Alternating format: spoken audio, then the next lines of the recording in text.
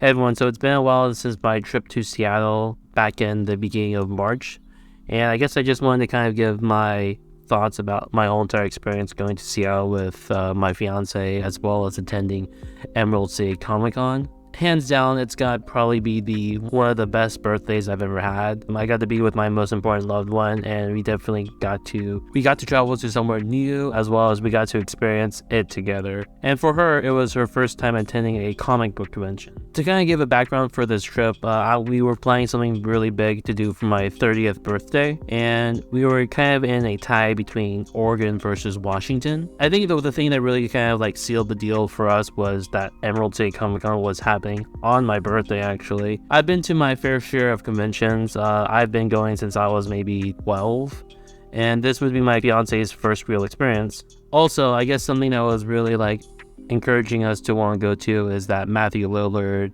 would be in attendance, and honestly I'd always wanted to meet him, so that was a huge surprise for us. And then on top of it too, honestly, seeing the picture on Street View for the public market, I immediately knew like, oh yeah, this would be a cool place to just go visit for a day. So we immediately planned for Seattle. We were going to be traveling from San Jose to the Seattle airport. We also were planning to stay at the Paramount Hotel too. And it was really good too because the Paramount Hotel is right next to the new convention building, the Summit building. We also did buy a 4-day badges for the convention. Well, we were only planning to go to the convention for one day, but I think we decided to buy the 4-day badge, especially since it allowed us to go on Friday when we flew in. It was good thing we bought it early because the Saturday tickets were sold out maybe a few days prior. So on the day of our trip, we woke up and flew out around 8 a.m. and from San Jose airport, and then we arrived around 10 at the Seattle airport. After we got our bags at the carousel, we walked towards the light rail station. And this is kind of one of the cool things about Washington is how convenient their public transportation is into like the big city, because a light rail ride to the downtown Seattle will only cost us $3 for a one-way trip, and that was really convenient for us too. The only downside was that the light rail trip is about 45 minutes long, give or take. The Paramount Hotel really did hook it up for us, mostly because we were allowed to check in about 3 hours prior to our stay, which was a huge save, just because otherwise we would have had to leave our bags at the front desk. So we were definitely in the convention by like around 1:30, and then we spent the first day checking out Arts Alley and Dealers Hall, and it was honestly pretty impressive seeing how tall this building was, as well as all the different floors. It was very organized for the most part, and touring around the convention, we definitely got settled in more around 4 o'clock, and we decided to head back to the hotel, as well as we decided to also check out the nightlife too.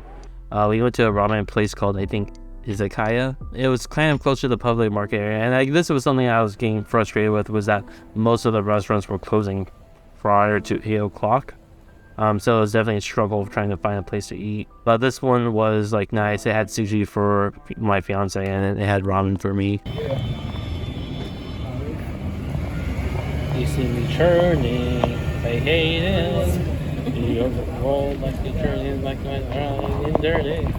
I'm just trying to. I was actually surprised that this convention had like a lot of late night stuff. From my experience, it felt very PG, or was trying to be family friendly. Like their gaming hall was a lot smaller in comparison to Fanime's, as well as they didn't really have a rave scene.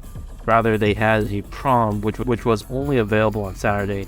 I kind of hoped for more, and at the very least, maybe hope for more like late night screenings or something to kind of help pass the time. So that's pretty much the end of our first day. For our main day in the actual city, we left the hotel around, say, 9 o'clock, and we headed to the public market, because we had gone there the day before, and it was like totally closed up, and we were actually able to like check around, and like we absolutely love the farmers market area. We went to the oldest comic book store, and I was actually able to find like a Scooby-Doo script of the original movie. I eventually did get that signed by Matthew Lillard, mostly just because I had just been looking for a while for something for him to sign. So and then we also stopped by and we got some donuts too at the public market too from this place. It was really great too. Eventually we did head back to the convention around 11 a.m. We first hit up RSL and Deer Hall, mostly just because there wasn't really a lot of panels for me and my fiance to take a look at. At least nothing that really caught her eye as well as mine. Mostly just because I think a lot of the good panels were on Friday, so we were kind of just left with whatever. Like, ironically, I think the better panels were on Sunday too when we were leaving the actual convention. After we checked out Deal Hall, we went and got in line for Jennifer Hale's autograph because I really wanted to meet her because I'm a huge fan of the Knights of the Old Republic series. I think this was a big mistake.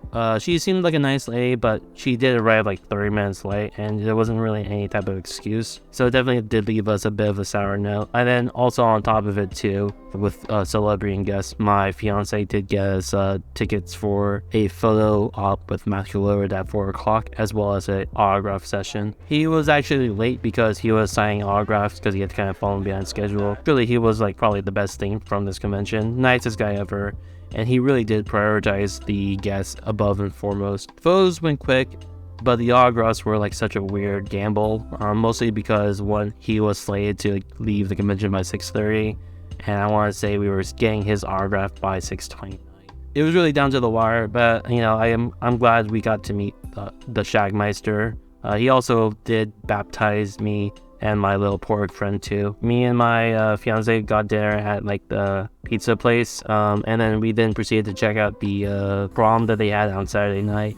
I did not like the DJ. I think he did not know how to carry a beat or a hype train.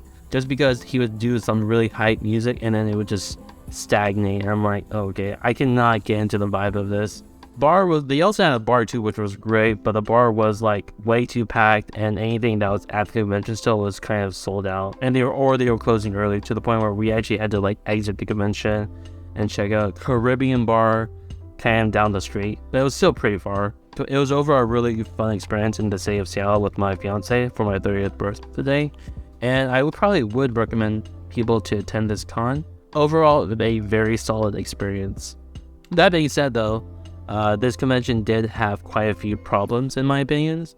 I personally didn't like the badge pickup system. It was in like their older building that they used in previous years, and it was a bit of a walk, and maybe on days that they were busier, it made more sense to have a separate location, but definitely on their non-busy days, the badge pickup could have been in the same building if they tried. Signage was a little bit weak. It wouldn't list it from lowest to highest. Instead, the first thing it would list would be the level that you were actually on. The floors below weren't listed until like the very bottom of like the signage. It would display it one way and then it would display it another way on another floor. So that was something that bothered me quite a bit.